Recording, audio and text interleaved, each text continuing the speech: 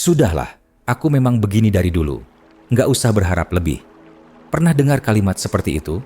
Atau jangan-jangan kita sendiri pernah mengucapkannya? Seolah-olah takdir sudah final.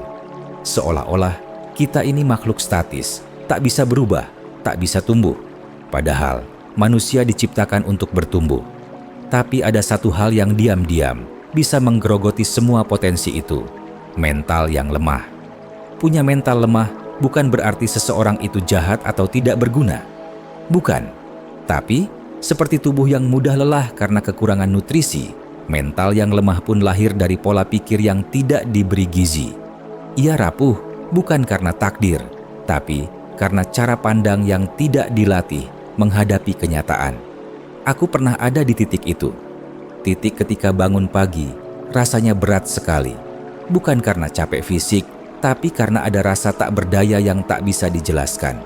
Aku merasa seperti balon yang menggantung di langit-langit, melayang tapi tidak pernah benar-benar menyentuh apapun. Datar, hampa. Waktu itu aku sering berpikir, apa gunanya semua ini?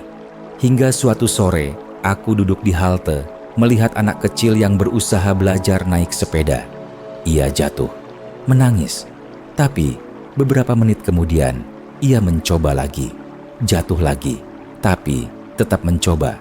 Aku tiba-tiba tersadar, kok aku yang sudah dewasa ini malah kalah mental dari anak kecil.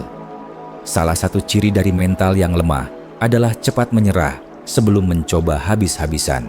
Kita terlalu cepat bilang, aku nggak bisa, bahkan sebelum benar-benar belajar. Ini seperti orang yang belum pernah masak, lalu bilang, aku memang nggak bakat di dapur. Padahal belum pegang pisau pun belum. Psikolog Carol Dweck menyebut ini sebagai fixed mindset, pola pikir tetap. Orang dengan fixed mindset percaya bahwa kemampuan itu bawaan lahir, bukan hasil dari usaha. Ini berbanding terbalik dengan growth mindset, yaitu keyakinan bahwa kita bisa berkembang lewat latihan dan kegagalan. Tapi mental lemah tidak hanya tentang menyerah. Ia juga bisa tampak dalam bentuk mudah tersinggung, selalu merasa diserang, dan terus-menerus menyalahkan orang lain. Seperti cermin yang kotor, orang yang mentalnya rapuh akan memantulkan dunia dalam bentuk yang buram. Apapun yang terjadi di luar selalu dianggap sebagai ancaman. Dalam hidup modern, banyak orang terjebak di titik ini. Kita hidup dalam tekanan sosial media, di mana setiap pencapaian orang lain terasa seperti tamparan ke muka sendiri. Lihat teman dapat beasiswa, kita merasa gagal. Lihat orang lain menikah, kita merasa tertinggal. Padahal, semua orang punya timeline-nya sendiri. Tapi, saat mental kita lemah, yang kita lihat hanya kompetisi, bukan inspirasi. Dulu, aku punya teman kerja yang luar biasa perfeksionis. Ia selalu ingin hasil sempurna. Tapi, justru karena itu, ia jadi sering overthinking, menunda-nunda pekerjaan karena takut gagal. Perfeksionisme yang ekstrem itu ternyata bukan tanda kekuatan, melainkan ketakutan. Ketakutan akan penilaian, dan itu juga bagian dari mental yang lemah, menyandarkan nilai diri pada validasi orang lain. Dalam Islam, kita diajarkan untuk terus berusaha dan tidak putus asa. Bahkan, ketika Nabi Yunus berada di dalam perut ikan paus, beliau tetap berdoa dan berharap. La ilaha illa anta, subhanaka, inni kuntu minaz zalimin.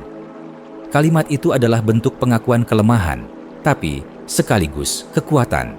Karena orang yang mentalnya kuat bukanlah yang tidak pernah jatuh, tapi yang tahu harus kemana saat ia jatuh. Mental lemah juga bisa terlihat dari orang yang terlalu bergantung pada kenyamanan. Mereka enggan keluar dari zona aman, meski tahu bahwa pertumbuhan tidak pernah terjadi di tempat yang datar. Seperti benih yang ditanam di pot kecil, ia akan tumbuh, tapi hanya sebatas pot itu. Padahal Allah menciptakan kita untuk tumbuh di ladang luas, menghadapi hujan dan badai. Aku ingat masa-masa ketika aku takut mengambil keputusan penting, takut salah, takut dicap bodoh. Tapi kemudian aku sadar, tidak ada satupun orang sukses yang tidak pernah salah. Bahkan dalam hadis disebutkan, setiap anak Adam pasti berbuat salah.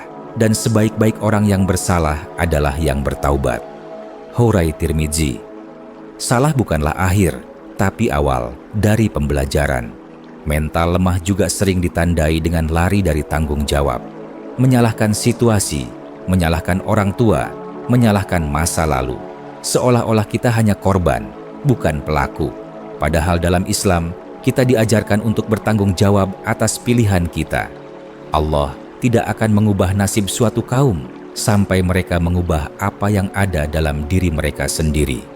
Quran Surat Ar-Ra'du ayat 11. Dan satu ciri yang paling sering tidak disadari adalah menolak kritik. Orang dengan mental lemah menganggap kritik sebagai serangan pribadi. Padahal, kritik yang membangun adalah vitamin bagi pertumbuhan. Kita tidak akan pernah bisa melihat punggung kita sendiri tanpa bantuan cermin. Maka, kritik adalah cermin itu. Aku mulai berubah saat berhenti melihat kritik sebagai hinaan. Aku mulai melihatnya sebagai petunjuk, sebuah arah, sebuah peluang untuk menjadi lebih baik. Rasanya tidak nyaman, memang. Tapi, bukankah obat yang pahit pun bisa menyembuhkan? Ada satu lagi ciri, kesulitan merasa bersyukur. Orang yang mentalnya lemah cenderung fokus pada apa yang kurang. Ia lupa pada apa yang sudah ada. Padahal, rasa syukur adalah pupuk terbaik bagi ketahanan mental. Ketika kita bersyukur, kita memusatkan perhatian pada kekuatan, bukan kelemahan. Bagaimana cara melatih mental agar tidak rapuh? Pertama, berhenti membandingkan hidup kita dengan orang lain. Kedua, sadari bahwa gagal itu bukan kutukan, tapi guru. Ketiga, buat keputusan kecil yang berani setiap hari. Keempat, dekatkan diri pada Allah, karena dari Dialah semua kekuatan berasal.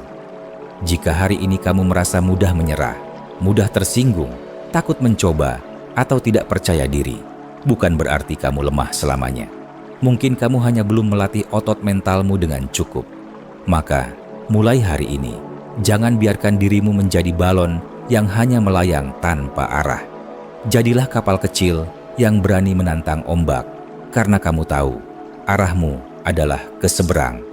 Tapi, bagaimana jika kita merasa sudah berusaha, tapi tetap saja lemah? Mungkin karena kita selama ini hanya berjuang di permukaan, tidak sampai ke akar. Akar dari mental lemah seringkali adalah luka yang belum disembuhkan. Aku pernah bertemu seseorang yang mudah sekali merasa ditolak. Sedikit saja orang lain tidak membalas pesannya, ia langsung merasa tidak penting. Ternyata, setelah ngobrol panjang, ia menyimpan luka dari masa kecil ketika sering dianggap tak penting oleh orang tuanya. Luka itu membekas dan tanpa sadar, ia membawa rasa tidak berharga itu ke setiap relasi. Mental lemah seringkali tumbuh dari luka yang tak dirawat. Dan luka itu tidak bisa hilang hanya dengan kalimat motivasi.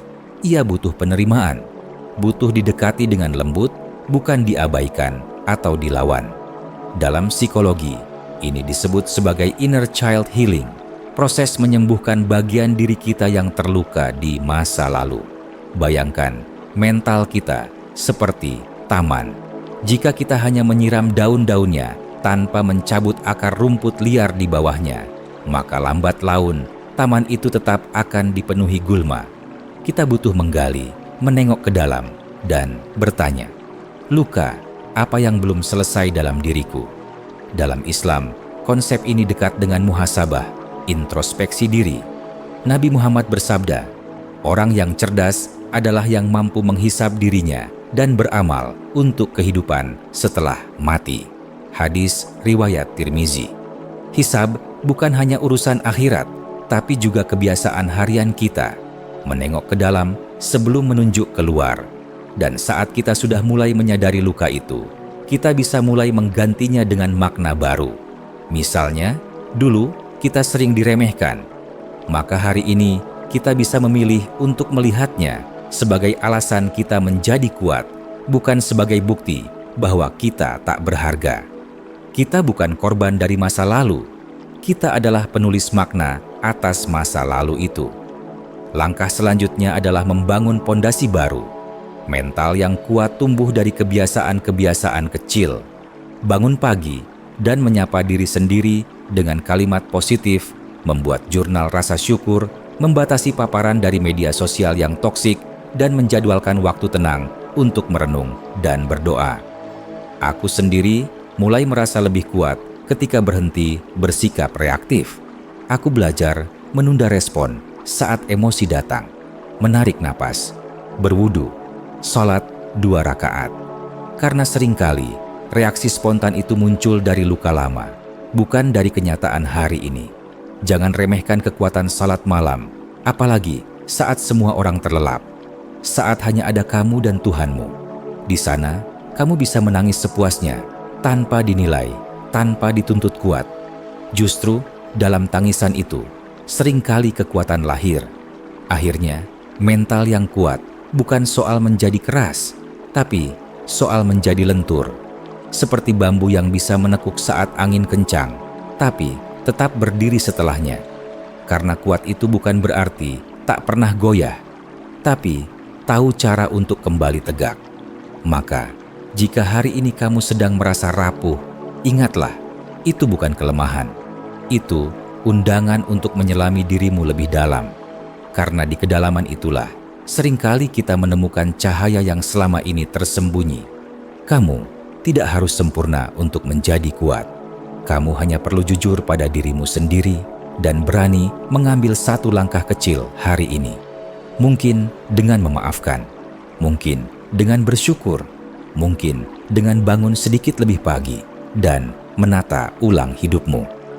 Pertanyaannya sekarang, langkah kecil apa yang bisa kamu lakukan hari ini untuk menjadi pribadi yang lebih kuat esok hari? Mulailah dari sana. Karena dari satu langkah kecil, jalan panjang pun bisa dimulai.